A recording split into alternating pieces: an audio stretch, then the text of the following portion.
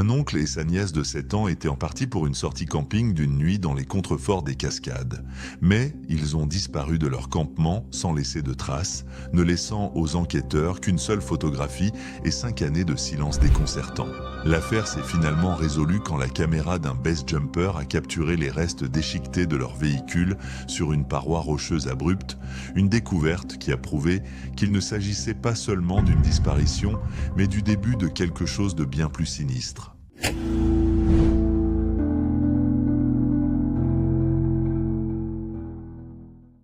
Le malaise n'a pas commencé par un appel téléphonique frénétique ou une découverte macabre, mais par la sonnerie persistante et sans réponse d'un téléphone portable sur fond d'un samedi soir calme à Seattle. C'était le 14 août 2010.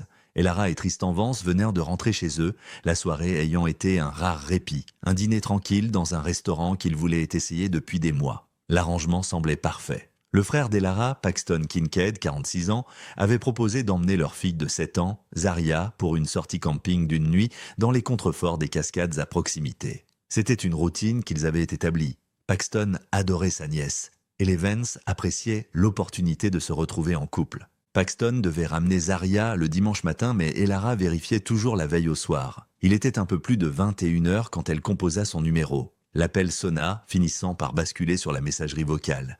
Elle attendit 10 minutes et réessaya. Messagerie vocale, Tristan, observant la tension commencer à se resserrer autour des yeux de sa femme, suggéra qu'ils étaient peut-être simplement entrés dans une zone morte. Les cascades étaient notoires pour leur couverture cellulaire inégale. Pourtant, l'endroit que Paxton avait choisi n'était pas en pleine nature sauvage. C'était une zone de camping dispersée, accessible et généralement fiable pour au moins des signaux intermittents. Paxton était méticuleux concernant la sécurité, surtout quand Zaria était avec lui. Tissé dans le tissu de cette anxiété se trouvait la connaissance du passé récent de Paxton.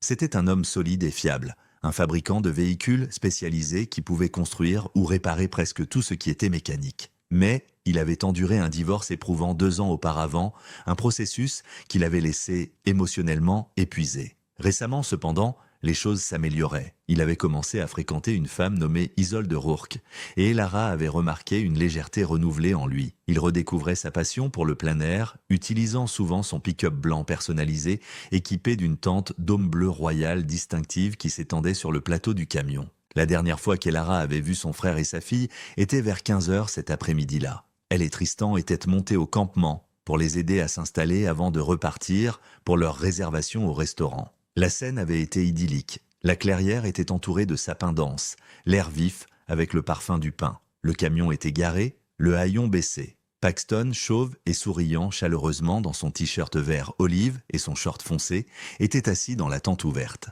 Zaria, vibrante dans une casquette de baseball rose magenta, une chemise bleue et des leggings violets, était assise sur le bord du haillon, reposant sur un matelas de camping en mousse vert citron. Elara avait pris une photo d'eux se tapant dans la main. Un moment de joie pure et simple. Une glacière robuste, blanc cassé, était visible près du coin du plateau du camion. Peu après avoir capturé cette image, Elara et Tristan les avaient serrés dans leurs bras pour leur dire au revoir et étaient partis. À 22h, avec chaque appel toujours sans réponse, une terreur froide s'installa sur Elara. L'instinct maternel submergea toute explication rationnelle. Elle ne pouvait pas se défaire du sentiment que quelque chose n'allait vraiment pas. L'atmosphère détendue de leur dîner semblait maintenant choquante, indulgente. Tristan était d'accord, il était temps de remonter la montagne. Le trajet était tendu, les phares perçant l'obscurité oppressante des routes de montagnes sinueuses. Ils parlaient un peu, chacun perdu dans ses propres anxiétés tourbillonnantes, oscillant entre des explications banales, un pneu crevé, une batterie morte, et des peurs plus sombres, non exprimées. Quand ils atteignirent finalement l'embranchement, pour la zone de camping dispersée, le gravier crissant sous leurs pneus, ils se préparèrent. Ils entrèrent dans la clairière. Le campement était vide. Il n'y avait pas de pick-up blanc, pas de tente bleue, pas de Paxton, pas de Zaria. Le silence de la clairière était absolu. Tristan sortit de la voiture, le faisceau de sa lampe de poche balayant la terre et le gravier. Il y avait de faibles traces de pneus là où le camion avait été garé, mais rien d'autre. Aucun équipement laissé derrière, aucun signe de lutte, aucune note. Ce n'était pas seulement que Paxton et Zaria manquaient, c'était comme si tout le campement avait été effacé. Le mystère immédiat et paralysant n'était pas seulement la disparition de 2 personnes, mais la disparition d'un véhicule large et visible d'une clairière de montagne sans laisser de traces. À minuit, Elara et Tristan se tenaient au comptoir du bureau du shérif local, leurs visages pâles de choc. Un rapport de personnes disparues fut déposé, mais les détails étaient maigres et déconcertants. Paxton Kincaid et Zaria Vance avaient disparu dans la nuit des Cascades, ne laissant derrière eux qu'une photographie prise quelques heures plus tôt et un vide troublant. Les premières lueurs de l'aube du dimanche 15 août apportèrent la mobilisation complète des ressources de recherche et sauvetage. La disparition d'une jeune enfant et d'un homme adulte, ainsi que de leur véhicule, déclencha une réponse immédiate de haute priorité. La logistique, cependant, était intimidante. La chaîne des Cascades, bien que magnifique, présentait un labyrinthe presque impénétrable de routes forestières, de sentiers de service et de falaises abruptes, s'étendant sur des milliers de kilomètres carrés de terrain dense et impitoyable. La stratégie initiale se concentra sur les environs immédiats du campement. Les équipes au sol commencèrent une recherche en grille, peignant méticuleusement les sous-bois denses, cherchant tout signe de perturbation, tout objet abandonné, un vêtement, un emballage, n'importe quoi qui pourrait indiquer une direction de déplacement ou une lutte. Le terrain était accidenté, caractérisé par des pentes raides, une végétation épaisse et un sol instable, ralentissant les progrès même des chercheurs les plus expérimentés. Ils ne trouvèrent rien qui suggérait qu'une confrontation avait eu lieu sur le campement lui-même. La zone était étrangement propre. Simultanément, des moyens aériens furent déployés. Des hélicoptères sillonnaient les vallées et les crêtes, leurs rotors résonnant contre les parois du canyon. Ils cherchaient l'éclat blanc brillant du pick-up ou le bleu distinctif de la tente. L'hypothèse principale à ce stade, étant donné le véhicule manquant, était qu'ils cherchaient un accident. Un véhicule qui avait peut-être perdu le contrôle sur une route sinueuse et plongé dans un ravin. Mais les recherches le long des routes principales et des pistes de service visibles ne donnèrent rien. Il n'y avait pas de traces de dérapage, pas de garde-corps brisé, pas de feuillage perturbé suggérant qu'un véhicule avait quitté la route de manière catastrophique. La canopée épaisse de la forêt rendait l'observation aérienne extrêmement difficile, dissimulant potentiellement l'épave de la vue. L'enquête s'est rapidement tournée vers les empreintes numériques, les marqueurs invisibles de la vie moderne. Les détectives ont extrait les relevés du téléphone portable de Paxton Kincaid. Les données confirmaient la chronologie établie par Elara et Tristan. La dernière activité sur le téléphone de Paxton, un bref ping de données vers la tour la plus proche, s'était produite peu après 15 heures, à peu près au moment où les Vance avaient quitté le campement. Après cela, le téléphone était soit éteint, détruit ou déplacé hors de la zone de service. Il n'y avait aucune activité financière sur les comptes de Paxton.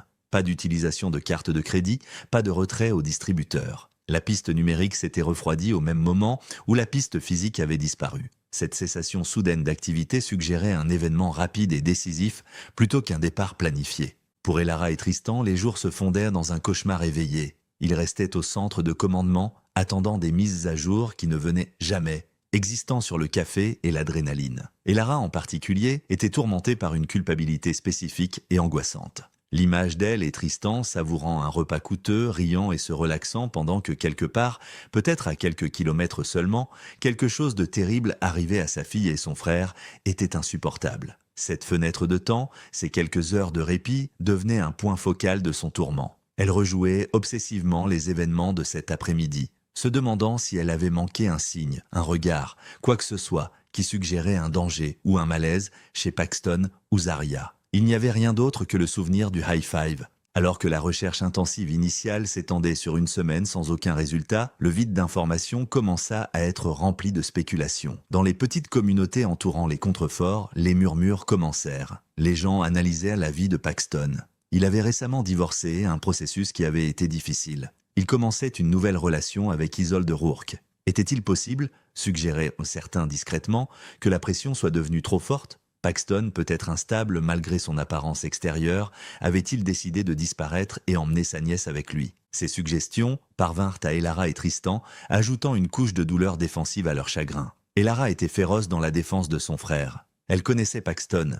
Il était doux, fiable, et son amour pour Zaria était absolu. L'idée qu'il lui ferait du mal ou la soumettrait au traumatisme d'une disparition mise en scène était impensable. Elle exhorta les enquêteurs à regarder vers l'extérieur, convaincus qu'un tiers inconnu devait être impliqué. Les enquêteurs, bien qu'obligés de considérer toutes les possibilités, ne trouvèrent aucune preuve dans le passé de Paxton suggérant une instabilité ou une intention malveillante.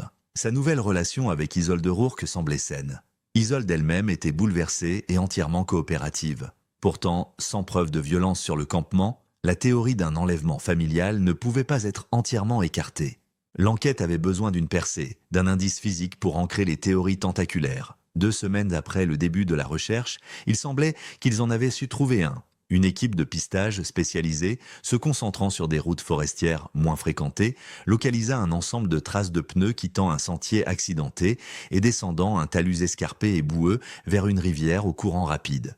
L'emplacement était à plusieurs kilomètres du campement d'origine, dans une zone connue pour ses courants traîtres. Les traces semblaient correspondre à la marque et au modèle du pick-up de Paxton.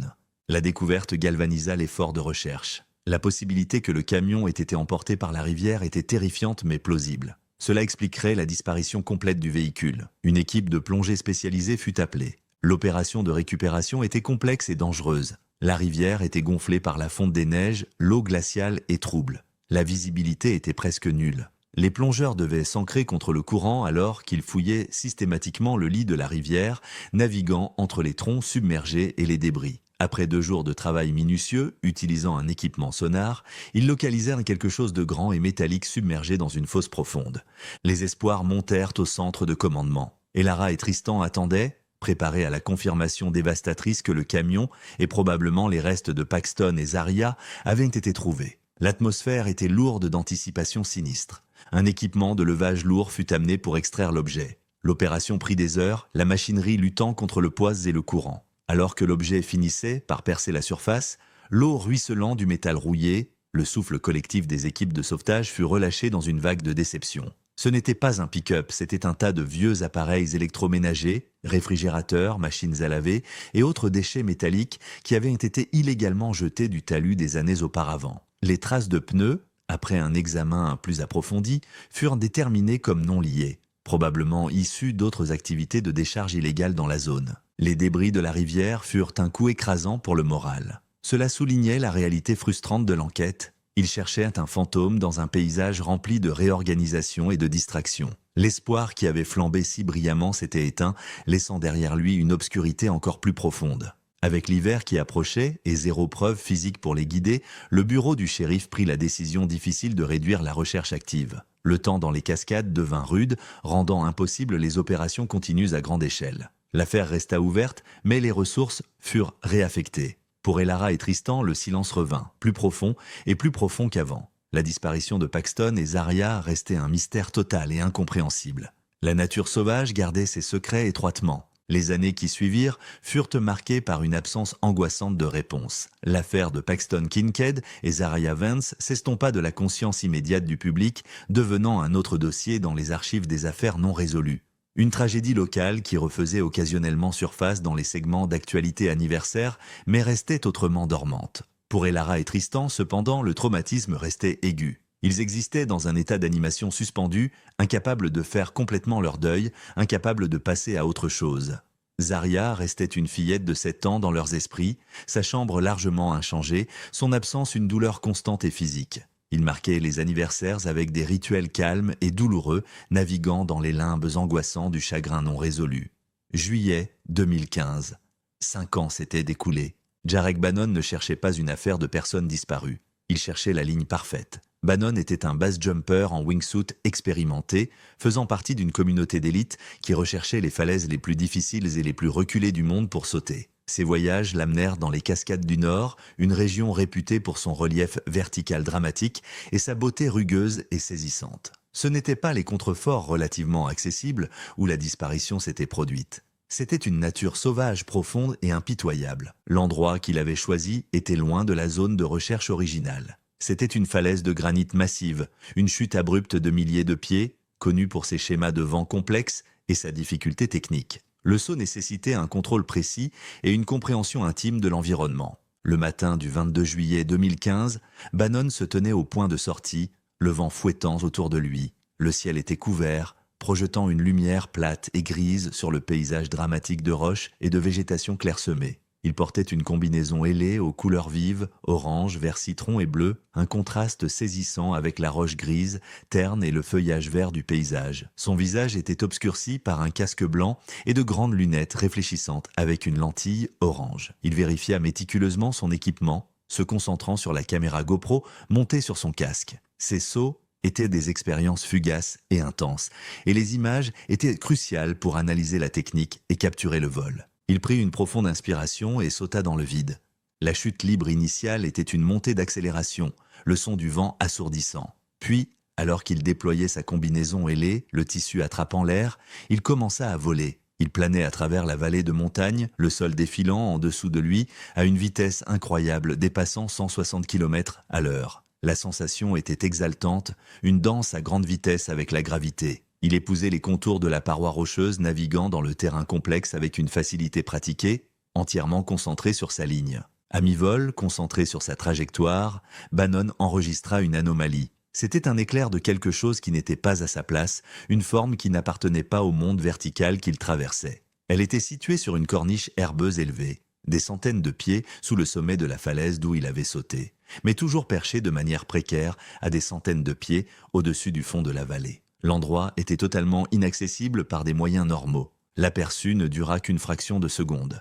À la vitesse à laquelle il voyageait, il ne pouvait pas traiter complètement l'image. C'était juste un scintillement de couleurs et de formes non naturelles, blanc et brun, sur le paysage naturel. Il marqua mentalement l'emplacement mais ne pouvait pas dévier de sa trajectoire pour enquêter. Il continua son vol, sa concentration ininterrompue, jusqu'à ce qu'il déploie son parachute et atterrisse en toute sécurité dans la vallée en contrebas. Alors qu'il rangeait son équipement, l'image le taraudait. Qu'avait-il vu ? L'isolement de l'endroit rendait toute présence humaine improbable, voire impossible. Cela ressemblait à des débris, mais la forme semblait trop structurée, trop artificielle. De retour à son véhicule, Bannon sortit son ordinateur portable et téléchargea les images de la GoPro. Il parcourut la vidéo, cherchant le moment où il avait aperçu l'anomalie. Les images haute définition fournissaient une vue claire, bien que brève. La perspective était dramatique, une vue à la première personne de la descente à grande vitesse, son propre casque et ses lunettes dominant le bas du cadre. Il trouva l'image et zooma. L'image se résolut en une découverte surprenante et sinistre. C'était un véhicule, un pick-up, déchiqueté, rouillé et perché de manière précaire sur le bord de la corniche herbeuse. La cabine était écrasée vers l'intérieur, la peinture blanche tachée de grandes plaques brunes de rouille et de terre séchée. Il était incliné à un angle non naturel, son avant écrasé dans la terre de la corniche. Enchevêtré dans l'épave se trouvait un morceau de tissu bleu délavé et déchiré. Bannon fixa l'écran, un frisson coupant à travers l'adrénaline post-saut. La position du camion n'avait aucun sens. Il était impossible qu'il ait atteint cette corniche accidentellement. Il devait être tombé du sommet de la falaise bien au-dessus. La violence pure de l'impact, les années d'exposition aux éléments, suggéraient une tragédie oubliée depuis longtemps. Il revisionna les images, analysant la scène. L'image capturait le monument silencieux et en décomposition du camion détruit sur fond de vallée de montagne accidentée. Reconnaissant l'importance de sa découverte, Bannon savait qu'il devait le signaler. Il supposait qu'il s'agissait d'un accident catastrophique, peut-être un conducteur qui avait perdu le contrôle sur une route bien au-dessus. Il marqua les coordonnées sur son GPS et conduisit jusqu'à la ville la plus proche pour contacter la police d'État. Le rapport parvint au bureau du shérif plus tard dans la journée. La description de l'épave, l'emplacement et les images GoPro accompagnantes déclenchèrent une réponse immédiate. Les autorités analysèrent les images, les comparant à la base de données des accidents non résolus et des véhicules disparus dans la région. La combinaison unique du pick-up blanc et du reste de tissu bleu généra une correspondance potentielle. La réalisation était stupéfiante. Pourrait-ce être le véhicule qui avait disparu 5 ans plus tôt ? L'emplacement était extrêmement dangereux, bien au-delà de la portée des méthodes de récupération conventionnelles. La découverte n'était pas seulement un indice, c'était un cauchemar logistique. Une équipe spécialisée de récupération en hauteur fut assemblée. Le fantôme sur la falaise était sur le point de révéler ses secrets. La mobilisation de l'équipe de récupération en hauteur fut rapide, mais l'opération elle-même était tout sauf. L'emplacement identifié par Jarek Bannon présentait un défi extrême, un cauchemar logistique qui exigeait une expertise spécialisée. La corniche où reposait l'épave était située à mi-chemin d'une paroi de granit abrupte, accessible uniquement par des techniques avancées de rappel et d'accès sur corde. L'opération serait intrinsèquement dangereuse, nécessitant une planification et une exécution méticuleuse dans un environnement où une seule erreur pourrait être fatale. L'équipe établit un camp de base sur la ligne de crête directement au-dessus de l'épave. Le terrain était accidenté, le vent imprévisible tourbillonnant autour de la paroi rocheuse et menaçant de déstabiliser l'opération. Ils sécurisèrent leurs cordes et harnais, vérifiant et revérifiant les points d'ancrage enfoncés dans la roche solide. L'atmosphère était tendue. Ils ne récupéraient pas seulement des preuves, ils entrèrent dans une scène restée intacte pendant 5 ans. Un témoignage silencieux d'un événement inconnu. La descente en rappel jusqu'à la corniche était lente et délibérée. La paroi rocheuse était instable par endroits, des schistes et du granit lâche, envoyant des averses de débris dans la vallée en contrebas. Les membres de l'équipe, chargés d'équipements lourds et de kits médico-légaux, descendaient lentement, leurs mouvements précis et calculés. Le son de la roche qui se fissurait résonnait à travers la vallée. Lorsque les membres de l'équipe atteignirent la corniche, ils rencontrèrent l'épave exactement comme elle apparaissait dans les images GoPro. La scène était sinistre, un tableau de violence soudaine figé dans le temps. Le pick-up blanc était une coquille déchiquetée, écrasée par l'impact et ravagée par les éléments. La rouille tachant la peinture était profonde et omniprésente, le métal oxydé et cassant. Les pneus étaient désintégrés, les jantes métalliques enfoncées dans la terre herbeuse de la corniche. Le reste de la tente bleue, autrefois vibrante, était maintenant un morceau de tissu délavé et déchiqueté, s'accrochant obstinément à l'épave. La première priorité était de sécuriser la scène et d'évaluer la stabilité de l'épave. Le camion était incliné de manière précaire près du bord de la corniche. L'équipe travailla soigneusement, sécurisant le véhicule avec des câbles ancrés à la paroi rocheuse.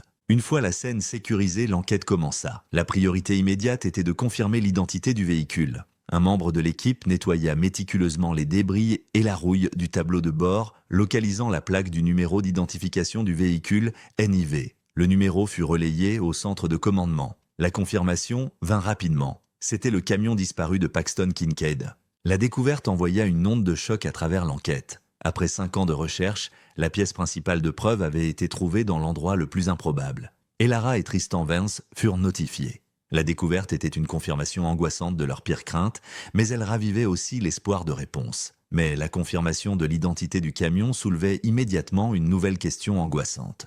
Où étaient Paxton et Zaria ? L'équipe de récupération commença une recherche systématique de l'intérieur du camion. La cabine était écrasée, l'espace comprimé par l'impact. Ils découpèrent soigneusement à travers le métal, pelant les couches de débris, se préparant à la possibilité de trouver des restes squelettiques. L'intérieur était rempli de terre, de feuilles et des restes décomposés de l'équipement de camping. Ils tamisèrent le contenu, examinant méticuleusement chaque article. Le camion était vide.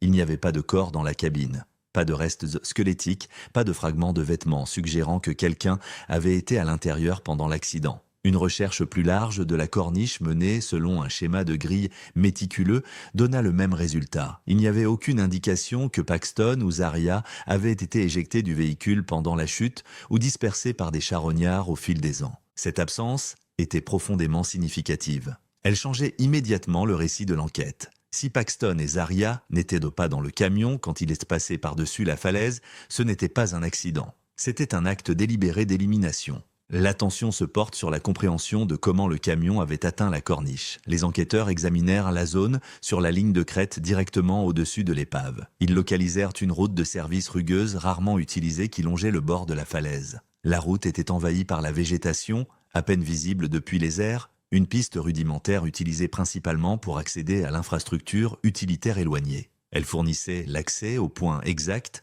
où le camion devait avoir été lancé dans le vide. La conclusion était inévitable.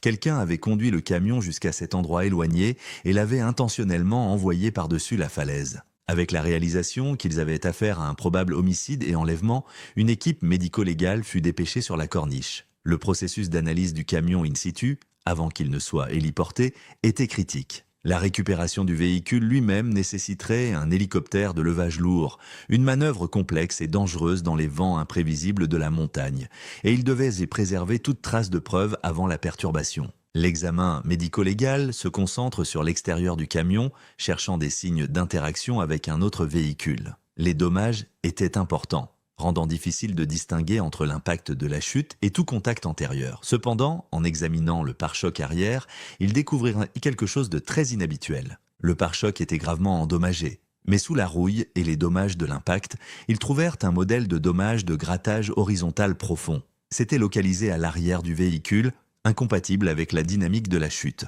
Intégrés dans ces éraflures, les spécialistes médico-légaux trouvèrent quelque chose d'encore plus significatif, un transfert de particules métalliques et de peinture spécialisée. La peinture était une nuance unique de gris renforcé, un revêtement de qualité industrielle utilisé dans les machines lourdes et l'équipement spécialisé. Ce n'était pas de la peinture automobile standard. Les particules métalliques furent identifiées comme un alliage d'acier de haute qualité, également peu commun sur les véhicules commerciaux. Cette preuve était cruciale. Elle suggérait qu'un autre véhicule avait fait un contact forcé et soutenu avec l'arrière du camion de Paxton.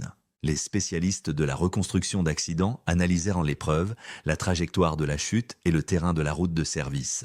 Leur conclusion était définitive. Le camion de Paxton Kincaid avait été délibérément poussé par-dessus la falaise.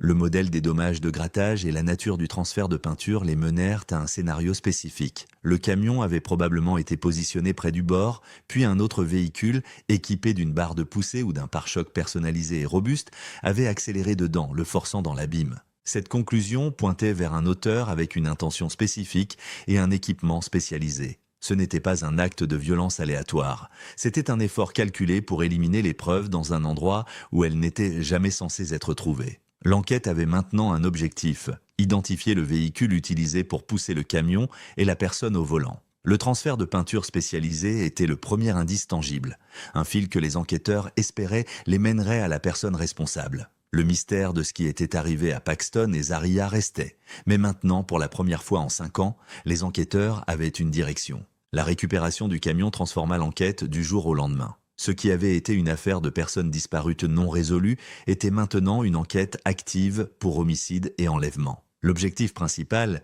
était d'identifier le véhicule utilisé pour pousser le camion de Paxton par-dessus la falaise et par extension, la personne qui le conduisait. La pièce clé de preuve était le transfert de peinture industrielle spécialisée trouvé sur le pare-choc arrière. La nuance unique de gris renforcé, combinée aux particules métalliques, suggérait un type spécifique d'équipement lourd. Les laboratoires médico-légaux analysèrent la composition de la peinture, confirmant qu'il s'agissait d'un revêtement à base d'époxy souvent utilisé dans la fabrication industrielle et l'entretien de machines lourdes, des environnements où la durabilité et la résistance à la corrosion étaient primordiales. Ce n'était pas un revêtement disponible commercialement pour le grand public. Les enquêteurs commencèrent le processus laborieux de traçage de la peinture. Ils compilèrent une liste d'entreprises dans la région qui utilisaient ce type de revêtement, se concentrant sur celles impliquées dans la réparation d'équipements lourds, la fabrication de véhicules personnalisés et l'entretien industriel. La liste était extensive, mais l'unicité de la peinture fournissait un filtre étroit. Alors qu'ils recoupèrent la liste avec les détails connus de l'affaire,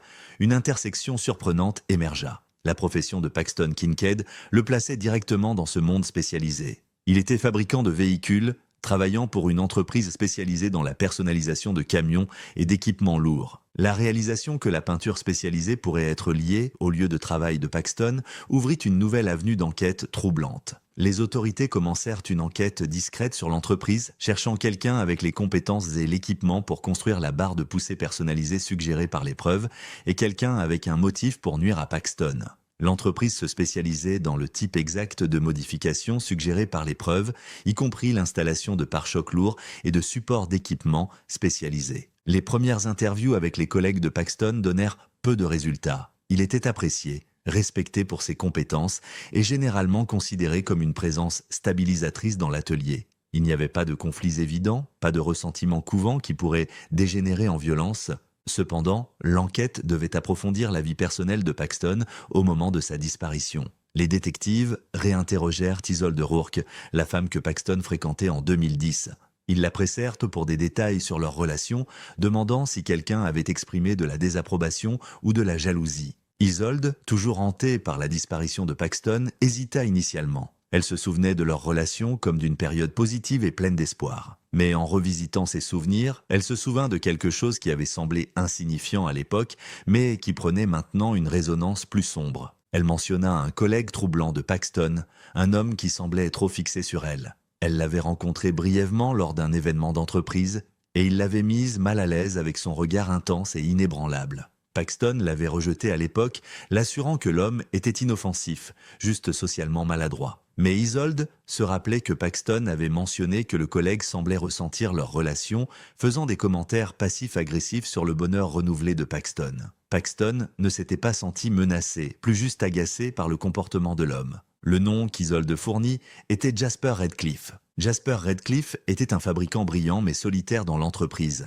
Il était connu pour son travail méticuleux et personnalisé, capable de concevoir et de construire des modifications complexes. Il était également connu pour son comportement troublant, calme, intense et presque entièrement sans amis. Les collègues confirmèrent que Redcliffe avait développé une obsession pour Isolde Rourke après l'avoir rencontrée. Il avait demandé d'elle à plusieurs reprises, surveiller sa présence en ligne et exprimer une attitude possessive envers elle, malgré n'avoir aucune relation avec elle. C'était décrit comme une obsession, subtile mais persistante.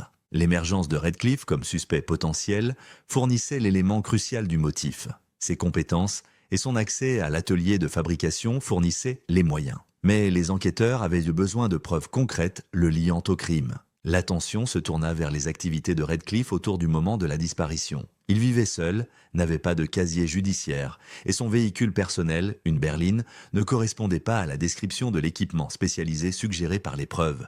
Cependant, les enquêteurs considérèrent la possibilité que Redcliffe ait utilisé les ressources de l'entreprise. S'il avait construit la barre de poussée personnalisée à l'atelier, en utilisant la peinture spécialisée disponible là-bas, il aurait également pu utiliser un véhicule de l'entreprise pour commettre le crime. Cette ligne d'enquête mena à une percée cruciale. Au lieu de se concentrer uniquement sur les dossiers personnels, les enquêteurs extrayèrent les journaux de données GPS archivés pour la flotte de véhicules de l'entreprise de 2010. L'entreprise maintenait une flotte de camions lourds, utilisés pour le service sur le terrain et le transport d'équipements. Ces camions étaient équipés de systèmes de suivi GPS pour surveiller l'utilisation et l'emplacement. Ces données n'avaient pas été examinées précédemment car il n'y avait aucune raison initiale de soupçonner l'implication de l'entreprise dans la disparition. Les données étaient archivées sur les serveurs de l'entreprise, largement oubliées. Le processus d'analyse des données archivées était méticuleux. Les journaux contenaient des milliers d'entrées détaillant les mouvements de chaque véhicule de l'entreprise. Les enquêteurs se concentrèrent sur les semaines précédant la disparition, cherchant toute anomalie liée au véhicule assigné à Jasper Redcliffe. Les données révélèrent un schéma de comportement glaçant. Le camion de service assigné à Redcliffe, un véhicule de service lourd, montrait des visites répétées dans les zones où Paxton campait fréquemment. Les coordonnées GPS plaçaient le camion près de la zone de camping dispersée à plusieurs reprises dans les semaines précédant la disparition. Redcliffe traquait Paxton, apprenant ses routines, identifiant les endroits où il serait vulnérable. La réalisation que Redcliffe avait chassé Paxton était troublante.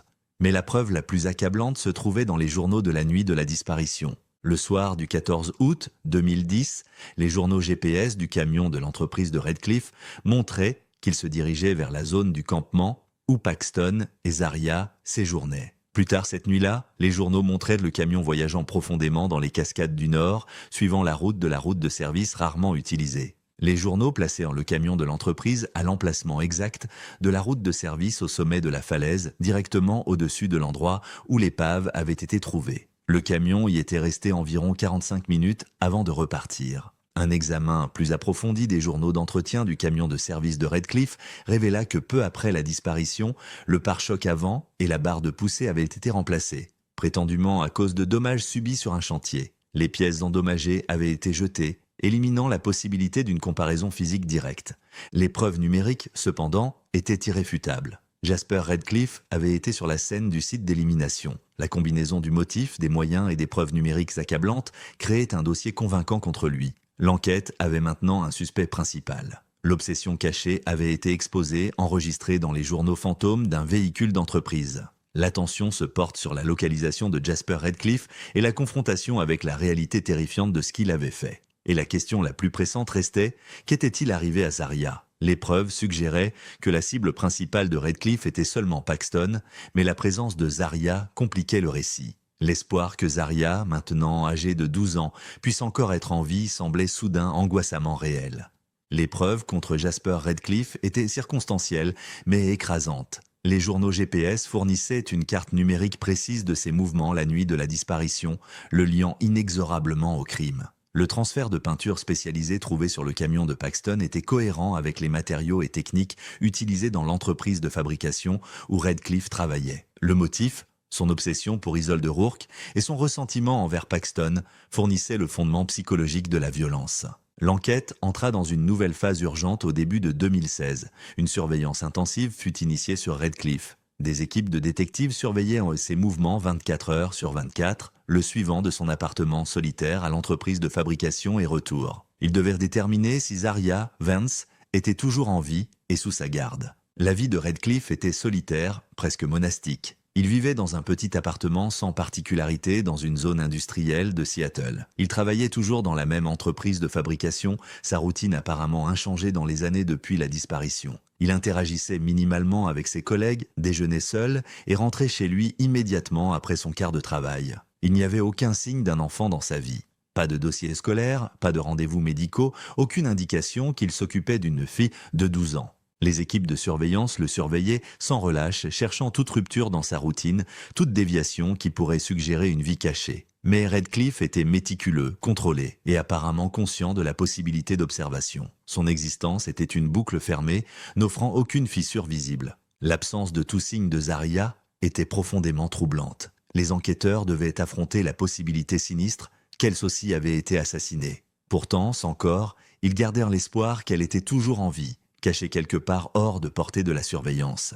Pour comprendre comment Redcliffe pourrait dissimuler un enfant pendant plus de 5 ans sans détection, les enquêteurs commencèrent une plongée profonde dans son parcours et ses compétences. Ils analysèrent son rôle spécifique dans l'entreprise de fabrication. Ils découvrirent que son expertise s'étendait au-delà de la fabrication de véhicules. Il se spécialisait dans l'entretien et la réparation d'équipements industriels éloignés. Son travail l'obligeait à voyager fréquemment, souvent seul, vers des sites industriels isolés à travers l'État, stations de pompage, tours relais, sous-stations électriques, installations désaffectées. Il opérait indépendamment avec peu de supervision, à l'aise dans ses environnements et familier avec leurs opérations et protocoles de sécurité. Cette réalisation déplaça l'attention de l'enquête loin de l'appartement de Redcliffe et vers le vaste réseau d'infrastructures industrielles qui parsemait le paysage du nord-ouest du Pacifique. Si Zaria était en vie, elle n'était probablement pas cachée dans une structure résidentielle traditionnelle. Elle était quelque part de reculée, isolée et sécurisée, cachée dans l'infrastructure industrielle même qu'il était payé pour entretenir.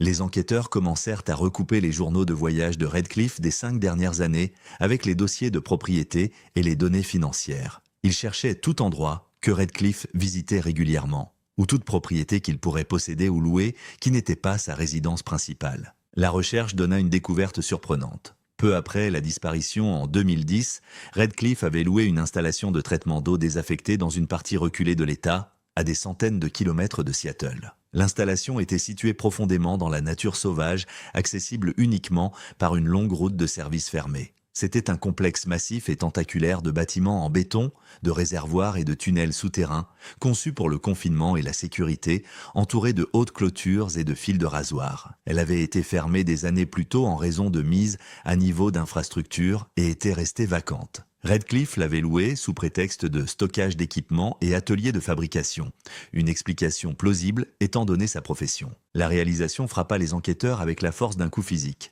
L'installation désaffectée était la prison parfaite, isolée, sécurisée et sous le contrôle complet de Redcliffe. L'échelle de l'installation, la complexité de son infrastructure suggéraient un niveau de préméditation et de contrôle terrifiant. Zaria pourrait ne pas être cachée dans une maison, mais isolée dans cette structure industrielle massive. Pendant que l'équipe tactique commençait à planifier une opération pour pénétrer dans l'installation, les enquêteurs continuèrent à analyser les journaux GPS de 2010, se concentrant sur les mouvements de Redcliffe immédiatement après avoir quitté le sommet de la falaise. Ils devaient localiser les restes de Paxton Kincaid pour clore ce chapitre de l'enquête et solidifier l'affaire d'homicide contre Redcliffe. Les journaux montraient qu'après avoir éliminé le camion, Redcliffe était retourné vers la zone du campement d'origine. Il s'était arrêté pendant plusieurs heures dans une zone reculée près de la route d'accès, profondément dans les bois, hors d'une route de service étroite. La durée et l'emplacement suggéraient un site d'enterrement. Une équipe de recherche spécialisée, équipée de chiens de cadavres, fut envoyée sur les lieux. La zone était dense et envahie par la végétation, le terrain accidenté et difficile. Mais les données GPS fournissaient un emplacement précis. Après plusieurs heures de recherche dans la forêt dense, l'un des chiens indiqua une alerte positive près d'un gros rocher. L'équipe commença une excavation minutieuse. L'ambiance était sombre, la réalisation de ce qu'ils étaient sur le point de trouver pesant lourdement dans l'air. Enterrés dans une tombe peu profonde, dissimulée sous des couches de débris forestiers et de terre, ils trouvèrent des restes humains. Les restes squelettiques étaient de cohérence avec un homme adulte. Les anthropologues médico-légaux confirmèrent l'identité par les dossiers dentaires. C'était Paxton Kincaid. La découverte confirmait l'horrible réalité du crime. La cause du décès fut déterminée comme étant un traumatisme contondant à la tête.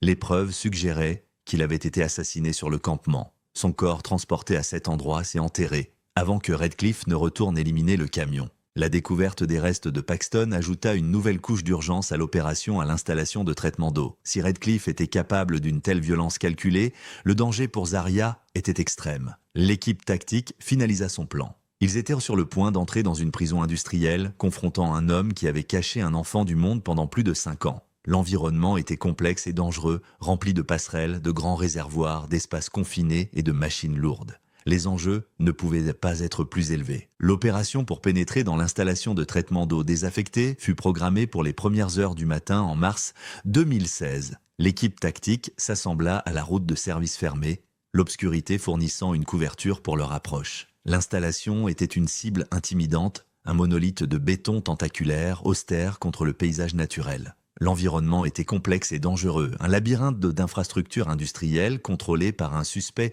hautement intelligent et ingénieux sur son propre terrain. L'objectif était clair, sauver Zaria Vance et appréhender Jasper Redcliffe.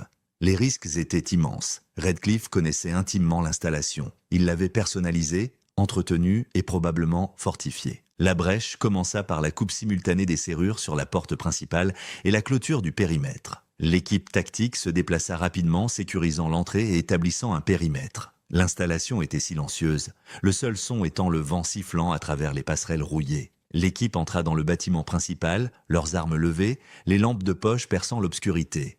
L'intérieur était un espace caverneux dominé par des réservoirs de filtration massifs, des systèmes de tuyauterie complexes et des passerelles métalliques qui s'entrecroisaient dans l'obscurité. L'air était froid et immobile, portant le faible parfum d'ozone et d'huile de machine. Le son de leurs mouvements résonnait dans les vastes espaces vides. Ils se déplacèrent méthodiquement, dégageant les bureaux administratifs et la salle de contrôle principale. L'installation semblait déserte, mais les renseignements suggéraient que Redcliffe était probablement présent. Il savait qu'il pouvait les observer. Alors que l'équipe avançait plus profondément dans le complexe, l'environnement devint de plus en plus dangereux. L'éclairage était sporadique, projetant de longues ombres déformées. Soudain, l'installation sembla prendre vie. Le son de machines lourdes s'engagea, le sifflement de l'hydraulique, le claquement du métal sur le métal. Redcliffe était conscient de la brèche. Il utilisait les systèmes automatisés de l'installation pour entraver leur progression. Une valve motorisée massive se ferma, bloquant l'accès à un couloir critique. De lourdes portes en acier claquèrent, scellant des sections de l'installation. Des vannes d'eau à haute pression s'ouvrirent, libérant de la vapeur pressurisée dans les couloirs, obscurcissant la visibilité et créant un rugissement assourdissant. Redcliffe manipulait l'environnement, transformant l'installation elle-même en arme, utilisant l'infrastructure contre les intrus. L'impasse se transforma en une poursuite tendue et dangereuse à travers le labyrinthe industriel. L'équipe tactique dut s'adapter rapidement, utilisant des outils de brèche spécialisés pour couper à travers les portes verrouillées, remplaçant manuellement les mécanismes de verrouillage et naviguant dans l'environnement dangereux avec prudence. La communication était difficile. Les signaux radio déformés par la structure dense de béton et de métal. La poursuite à travers l'installation était chaotique et dangereuse. L'équipe se déplaçait à travers les couloirs faiblement éclairés, le son des alarmes résonnant autour d'eux. Ils savaient que Zaria était quelque part à l'intérieur et que chaque seconde comptait. La poursuite culmina dans la chambre de filtration principale, un espace souterrain massif où l'air était lourd d'humidité. L'équipe coinça Redcliffe près de l'un des réservoirs massifs.